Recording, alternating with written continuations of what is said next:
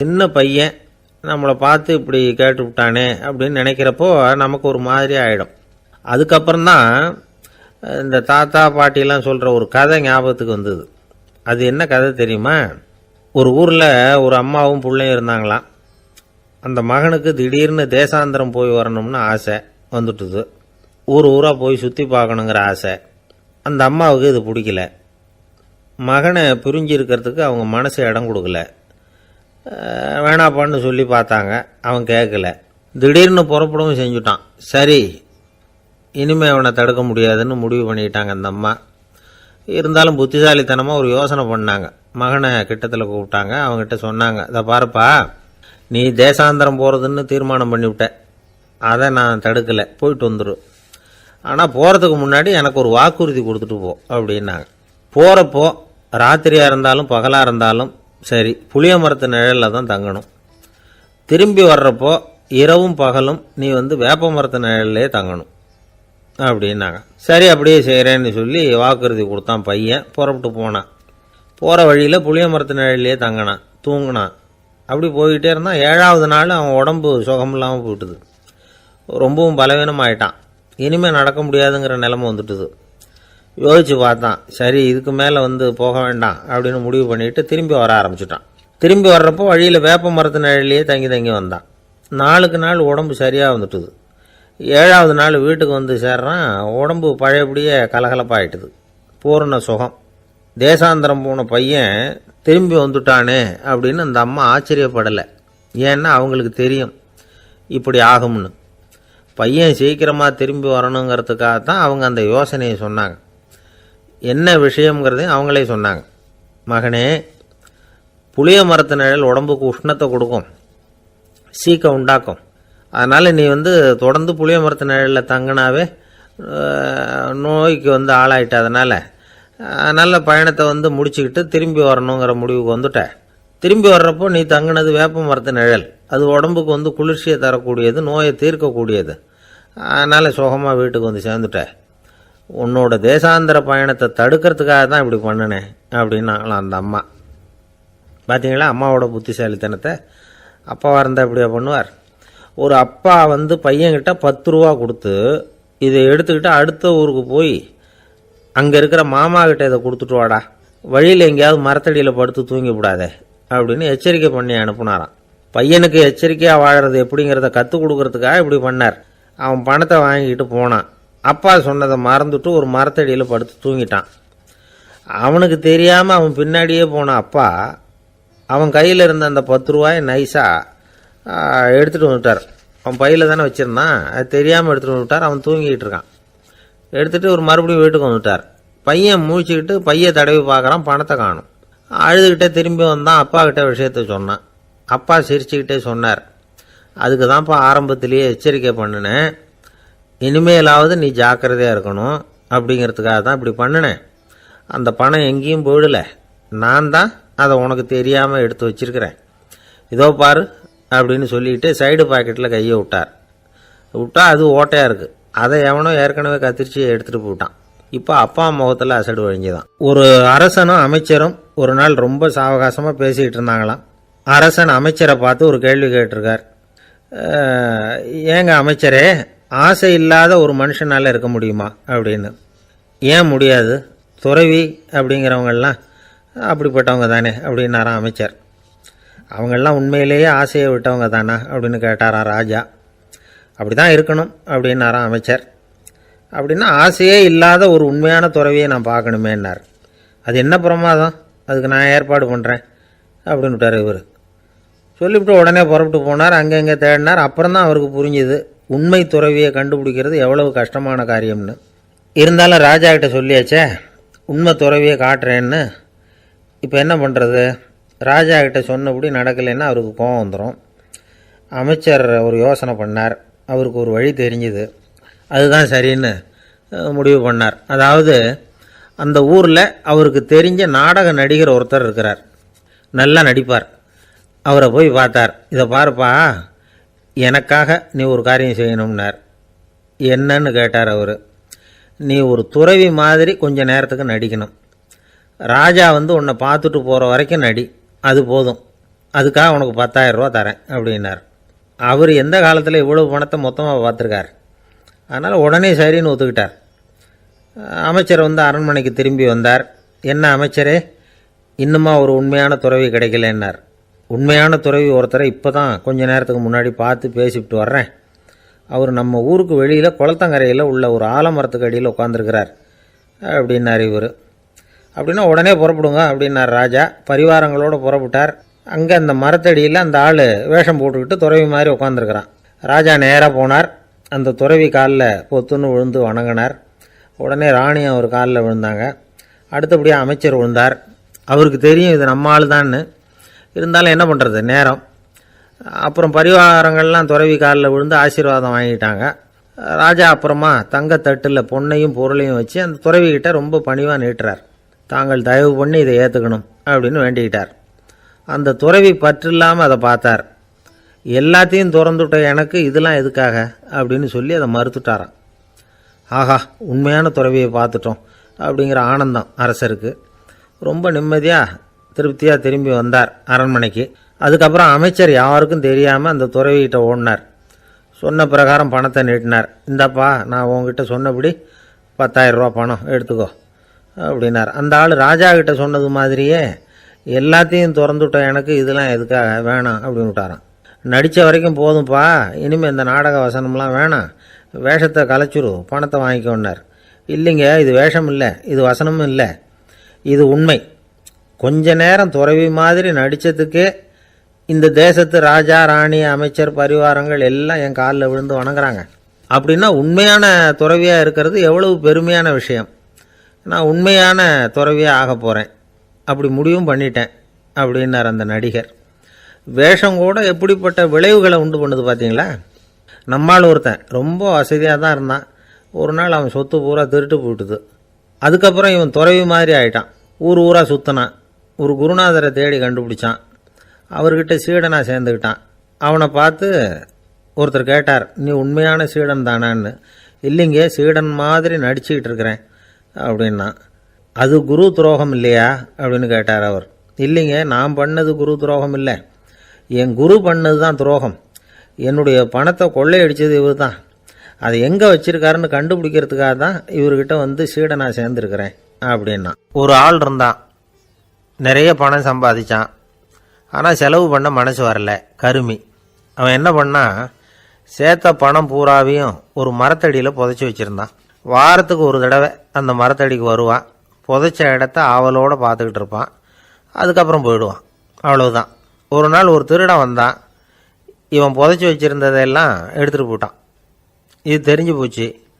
அந்த கருமி புலம்ப ஆரம்பிச்சிட்டான். இவன் புலம்பலை கேட்டதும் அக்கம் பக்கத்தில் இருந்தவங்கெல்லாம் ஓடி வந்தாங்க. என்ன விஷயம்னு விசாரித்தாங்க. இவன் சொன்னான். ஒரு பெரியவர் கேட்டார், ஏப்பா, வாரம் வந்து இந்த இடத்த பார்க்குறதாக சொன்னியே, எப்போவாவது இதில் இருக்கிற பணத்தை எடுத்து செலவு பண்ணியிருக்கியா அப்படின்னு கேட்டார். நான் அப்பப்போ வந்து அதை பார்க்கறது தான் வழக்கம், அதை தொட்டதே இல்லைன்னு அவன். சரி, அப்படின்னா இப்போவும் நீ அதே மாதிரி வாரம் ஒரு தடவை வந்து இந்த இடத்த பார்த்துட்டு போகலாமே அப்படின்னாராம் அந்த பெரியவர். அதுவும் சரிதானே, எவ்வளவு காலமானாலும் அவன் அந்த பணத்தை எடுத்து செலவு பண்ண போகிறதில்ல. அப்படி இருக்கிறப்ப உள்ளே பணம் இருந்தாலும் ஒன்று தான், இல்லாமல் போனாலும் ஒன்று தான். இதிலேருந்து என்ன புரியுதுன்னா, ஒருத்தர்கிட்ட இருக்கிற பணத்தை கொண்டு அவர் பணக்காரரா ஏழையா அப்படின்னு முடிவு செய்கிறது சரியில்லை. அந்த செல்வத்தை அனுபவிக்கிற திறன், பயன்படுத்துகிற திறன், அதை வச்சு தான் அவர் ஏழையா பணக்காரரா அப்படிங்கிறத நிர்ணயம் பண்ணணும். அதுதான் சரி. செலவு பண்ண தெரியாதவன் சேகரம் பண்ணிகிட்டே இருக்கிறதுனால என்ன பிரயோஜனம்? தலைமுடியே இல்லாதவன் தாராளமாக சீப்புகளை வாங்கி சேகரம் பண்ணுறது மாதிரி தானே இது. சில சமயம் செலவு பண்ண நாம் தயாராக இருந்தால் கூட அந்த செல்வம் நமக்கு பயன்படுறதில்ல. அரேபியாவில் ஒரு நகை வியாபாரி விலை உயர்ந்த முத்துக்களை எல்லாம் அவர் வச்சு வியாபாரம் பண்ணிக்கிட்டு இருந்தார். அவர் ஒரு சமயம் ஒரு பாலைவனம் வழியாக போயிட்டு இருக்கிறார் ஒட்டகத்தில். அப்போ திடீர்னு கடுமையான புயல் வீச ஆரம்பிச்சுட்டுது. திசை தவறி இவர் எங்கேயோ வந்துட்டார். கூட வந்தவங்களையும் காணலை, எங்கே போனாங்களோ தெரியல. இவர் ரொம்ப பயந்து போய் அங்கே எங்கேயுமா அலைஞ்சு திரியிறார். வழியே தெரியல, பசி கடுமையாயிட்டுது. ஒட்டகத்து முதுகில் ஒரு மூட்டை இருந்தது, அதை பிரித்து பார்த்தார். உள்ளே ஏதாவது இருக்கான்னு தேடி பார்க்குறார். அது வரைக்கும் கண்ணில் தட்டுப்படாத அபூர்வமான ஒரு பை கண்ணில் பட்டுது. ஆஹா, அதில் ஏதாவது சாப்பிட்றதுக்கு இருக்கும் அப்படின்னு நினச்சி ஆவலாக அதை பிரித்து பார்க்குறார்.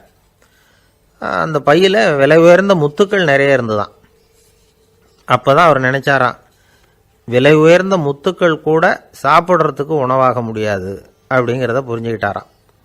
எந்த நேரத்தில் எது நமக்கு தேவையோ அது நமக்கு தாராளமாக கிடைக்கணும். அப்படி அது கிடைக்கிறதுக்கு நம்மக்கிட்ட இருக்கிற செல்வம் பயன்படணும். அது நமக்கும் பயன்படலாம், நம்ம மூலமாக அடுத்தவங்களுக்கும் பயன்படலாம். அதுதான் செல்வத்தின் பயன். ஒரு மரத்தடியில் ஒருத்தன் உட்காந்து அழுதுகிட்டு இருந்தான். அந்த பக்கமாக வந்த இன்னொருத்தன் ஏப்பா அழுதுகிட்டு இருக்கிறேன்னு கேட்டான். இந்த இடத்துல தான் பூமிக்கு அடியில் பணம் இருக்குது, புதைச்ச இடம் தெரியல, அதான் அழறேன் அப்படின்னா.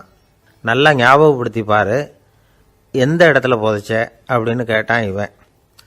அது எப்படி எனக்கு தெரியும், புதைச்சி வச்சிருக்கிறவன் நான் இல்லையே, எங்கள் எதிர்த்த வீட்டுக்காரன் அப்படின்னானா இவன். அந்த ஆள் என்னை கண்ணா பண்ணான்னு திட்டிவிட்டான் சார், அதை நினச்சா எனக்கு ரொம்ப வருத்தமாக இருக்குது அப்படின்னு சொல்லி கவலைப்பட்டார் ஒருத்தர்.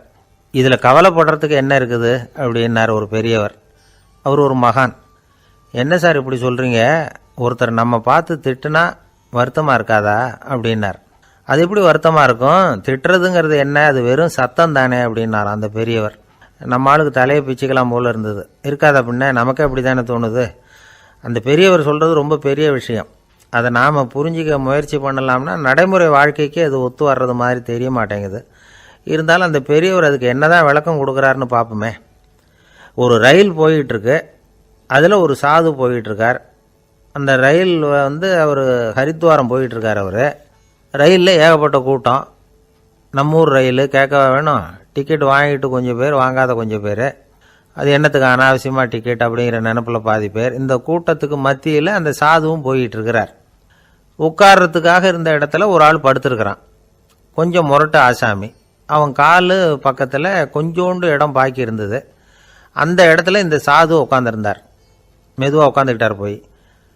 ஆனால் அந்த ஆள் ராத்திரி பூரா இவரை காலால் உதச்சிக்கிட்டே இருக்கிறான். அது இவருக்கு ரொம்ப அவமானமாக பட்டுது. அதனால் துக்கம் ஏற்பட்டுது. இருந்தாலும் அதை ஒரு மாதிரியாக சகிச்சுக்கிட்டே இவர் வந்து சேர்ந்தார். பொழுது விடிஞ்சுது. அந்த சாது ஹரித்வார் வந்து சேர்ந்தார். அங்கே ஒரு பெரிய ஞானியை சந்தித்தார்.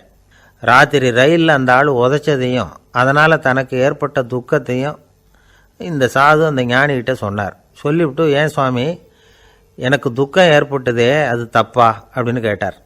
தவறு தான்னார் அந்த ஞானி. உனக்கு இன்னமும் தேக அபிமானம் போகலைங்கிறது தான் அது காட்டுது.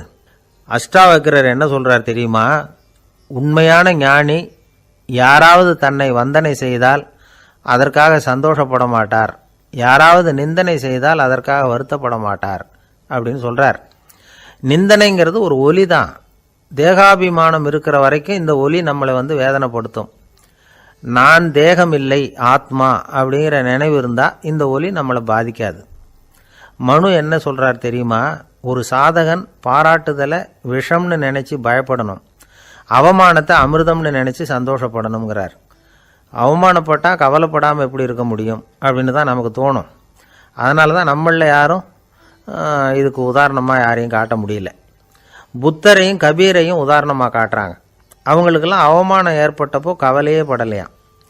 புத்தரை அவமானப்படுத்தணுங்கிறதுக்காக கௌசாம்பி ராணி ஒரு இளம் பெண்ணை கொலை பண்ணி சடலத்தை புத்தர் குடிசைக்கு முன்னாடி போட சொன்னார். போட்டாங்க.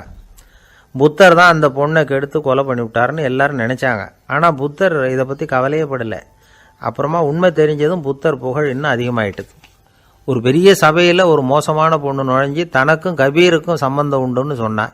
கபீர் கவலைப்படலை. அவங்க மாதிரியெல்லாம் நாமளும் இருக்க கற்றுக்கணும். நிந்தனை, அபகீர்த்தி, அவமானம் எல்லாம் ஆண்டவன் கொடுக்குற பிரசாதம்னு நினைக்கணும் அப்படின்னு சொல்கிறார் அந்த ஞானி. இதை கேட்ட இந்த காலத்து ஆசாமி ஒருத்தர், நான் கூட அப்படி தான் சார், யாராவது அவமானப்படுத்தினா கவலைப்பட மாட்டேன். நேற்று கூட ஒருத்தர் என்ன பலார்னு அரைஞ்சுட்டார், நான் கொஞ்சம் கூட கவலைப்படலை, பேசாமல் வந்துட்டேன்னார். ஏன் அப்படி வந்துட்டீங்க அப்படின்னு. அவர் அரைஞ்சதுலேயும் ஒரு அர்த்தம் இருந்தது, அதனால தான் அப்படி வந்துட்டேன்னார். ஏன் அரைஞ்சாருன்னு கேட்டேன். 10 வருஷத்துக்கு முன்னாடி 15 ரூபா அவர்கிட்ட கடன் வாங்கினேன், அதை கேட்டு கேட்டு பார்த்துட்டு கடைசியாக தான் அரைஞ்சார் அப்படின்னார். ஆண்டவனுடைய பிரசாதம் இவருக்கு அடிக்கடி கிடைக்கும் போல இருக்கு. ஒரு பல்கலைக்கழகம், அங்கே ஒரு இலக்கிய பேராசிரியர், அவர் பாடம் நடத்திக்கிட்டு இருந்தார். ராபர்ட் பிரவுனிங் எழுதிய கவிதைகளை பற்றி சொல்லிகிட்டு இருக்கிறார். மாணவர்களும் ரொம்ப அக்கறையாக அதை கேட்டுக்கிட்டு இருக்கிறாங்க. ஒரு குறிப்பிட்ட கவிதையை பற்றி சொல்லும் பொழுது அந்த பேராசிரியருக்கே ஒரு சந்தேகம். அதாவது அந்த கவிதையின் சரியான அர்த்தம் என்னங்கிறதுல சந்தேகம். பேராசிரியர் யோசனை பண்ணார். அந்த கவிதையை முழுசாக புரிஞ்சிக்க முடியல. அதனால் மாணவர்களை பார்த்து சொன்னார், மாணவர்களே, ஒரு நாள் பொறுத்துங்க. இந்த கவிதையை எழுதின கவிஞர் எங்கள் வீட்டுக்கு பக்கத்தில் தான் இருக்கிறார். இன்னைக்கு சாயந்தரம் நான் அவரை நேரிலேயே போய் பார்க்குறேன். பார்த்து இதுக்கு என்னங்க அர்த்தம்னு கேட்டுட்டு வந்துடுறேன். அதுக்கப்புறம் உங்ககிட்ட சொல்கிறேன் அப்படின்னாராம். அன்னைக்கு சாயந்தரமே அந்த பேராசிரியர் கவிஞரை தேடிக்கிட்டு போயிட்டார். கவிஞர் அவங்க வீட்டில் அவர் பாட்டு உட்காந்துருந்தாராம். இவர் போய் அவர் முன்னாடி உட்காந்தார். அப்புறம் கேட்டார், ஐயா, அந்த கவிதையின் முழு பொருள் என்னன்னு தெரிஞ்சுட்டு போகிறதுக்காக வந்திருக்கிறேன் அப்படின்னாராம். எந்த கவிதை அப்படின்னாராம் அவர். இவர் அந்த கவிதையை சொல்லியிருக்கார். கவிஞர் கொஞ்சம் யோசனை பண்ணிவிட்டு அப்புறம் சொன்னாராம், பேராசிரியரே, நீங்கள் கொஞ்சம் தாமதமாக வந்துட்டீங்கன்னாராம். இவருக்கு ஒன்றும் புரியல. நீங்கள் என்ன சொல்கிறீங்க? நான் தாமதமாக வந்துட்டேன்னா? நீங்கள் தான் உயிரோடு இருக்கிறீங்களே, அப்படி இருக்கும்பொழுது நான் தாமதமாக வந்துட்டேன்னா அது எப்படி அப்படின்னு இவர் குழம்பி இருக்கிறார். இப்போ கவிஞர் சொன்னாராம், ஐயா, நான் உயிரோடு இருக்கிறேன்னா இல்லையாங்கிறது முக்கியம் இல்லை. நான் அந்த கவிதை வரிகளை எழுதினப்போ 2 பேருக்கு அதோட அர்த்தம் தெரிஞ்சிருந்தது. இப்போ ஒரே ஒருத்தருக்கு தான் அதோட அர்த்தம் தெரியும் அப்படின்னாராம். பேராசிரியர் யோசனை பண்ணியிருக்கார். அப்படின்னா அந்த ஒருத்தர் கவிஞர் ராபர்ட் பிரவுனிங்கை தவிர வேற யாராக இருக்க முடியும்?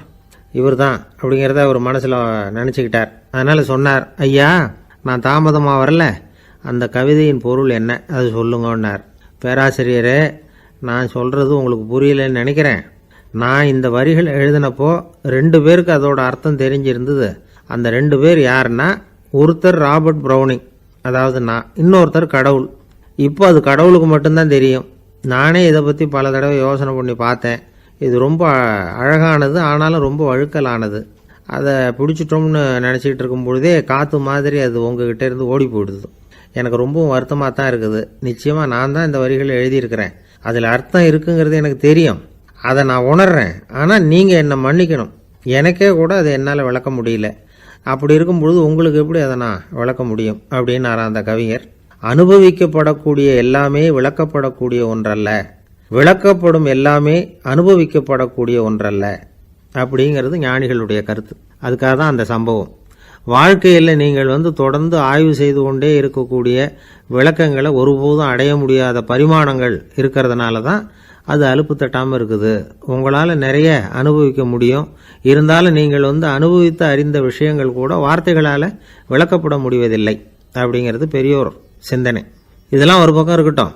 நமக்கு தெரிஞ்ச பேராசிரியர் ஒருத்தர் 1 மணி நேரம் ரொம்ப விவரமாக வகுப்பு எடுத்தார். கடைசியாக சொன்னார், மாணவர்களே, ரொம்பவும் எளிமையாக விளக்கமாக எல்லா விவரமும் சொல்லியிருக்கிறேன். அதனால் இதில் உங்களுக்கு சந்தேகம் வர்றதுக்கு வாய்ப்பே இல்லை. இருந்தாலும் கேட்க வேண்டிய கடமை கேட்குறேன். இது வரைக்கும் நடத்தினதில் யாருக்காவது ஏதாவது சந்தேகம் உண்டா அப்படின்னு கேட்டாராம். எனக்கு ஒரே ஒரு சந்தேகம்தான் சார் அப்படின்னு எழுந்திரிச்சு நிற்கிறான் ஒருத்தன். என்னன்னு கேட்டாராம். இது வரைக்கும் நீங்கள் என்ன பாடம் சார் நடத்துனீங்க அப்படின்னானா அவன். அம்மாக்காரங்களுக்கு அடிக்கடி ஏற்படுற கவலை ஒன்று உண்டு. அதாவது குழந்தை சரியாக சாப்பிட மாட்டேங்குதே அப்படிங்கிற கவலை. இவங்கெல்லாம் ஒரு விஷயத்தை நல்லா புரிஞ்சுக்கணும். குழந்தைகள்ங்கிறவங்க பெரியவங்க மாதிரி இல்லை. அவங்க கடிகாரத்தில் மணியை பார்த்துட்டு சாப்பிட்றதுக்கு உட்கார்ற ரகம் கிடையாது. பசிச்சா சாப்பிடுவாங்க, இல்லைன்னா விளையாடுவாங்க அல்லது தூங்குவாங்க. அது புரியாமல் அவங்கள கட்டாயப்படுத்தி அல்லது மிரட்டி சாப்பிட வைக்கிறது ரொம்ப தப்பு. ஒரு 8 மாத குழந்தைக்கு 3 மணி நேரத்துக்கு ஒரு தடவை பசிக்கும். அந்த நேரம் பார்த்து சாப்பாடு கொடுத்தா அடம் பண்ணாமல் அது பாட்டுக்கு சாப்பிட்றோம். அதே குழந்தைக்கு 1 வயசு ஆகிறப்போ 4 மணி நேரத்துக்கு ஒரு தடவை பசிக்கும். இந்த வயசில் இயற்கையாகவே பசி குறைஞ்சிருக்கும். அது புரியாமல் என் குழந்தை முன்னாடி மாதிரி இப்போ சரியாக சாப்பிட மாட்டேங்கிறான் அப்படின்னு சில பேர் டாக்டர்கிட்ட போய் சொல்லிக்கிட்டு இருப்பாங்க. இன்னொரு விஷயம், ஒரு குழந்தைக்கு வயசு அதிகமாகிற வேகத்துக்கு உடம்பு எடையும் அதிகமாகிக்கிட்டே போகாது. உடம்பு எடை அதிகமாகிற வேகம் குறைஞ்சிக்கிட்டே வரும். 6 மாத குழந்தைக்கு ஒரு வாரத்தில் 150 கிராம் எடை கூடும். ஒரு வயசில் வாரத்துக்கு 71 கிராம் எடை கூடும். இது புரியாமல் அதிகமாக சாப்பாட்டை கொடுத்து குழந்தைய கஷ்டப்படுத்தக்கூடாது. ஏன்னா அளவுக்கு மீறின உணவு அஜீரணத்தை உண்டு பண்ணிவிடும். குழந்தைக்கு ஒரு தட்டில் கொஞ்சமாக ஆகாரத்தை வச்சு கொண்டுகிட்டு போய் கொடுக்கணும். மலை மாதிரி குவிச்சு வச்சா அதை பார்த்ததுமே பசி அடங்கி போயிடும். அடித்து மிரட்டி பயமுறுத்தி குழந்தைய சாப்பிட வைக்கிற பழக்கம் இருக்குது பாருங்கள். அதுக்கு ஃபுட் ஃபோர்ஸிங் அப்படின்னு பேர்.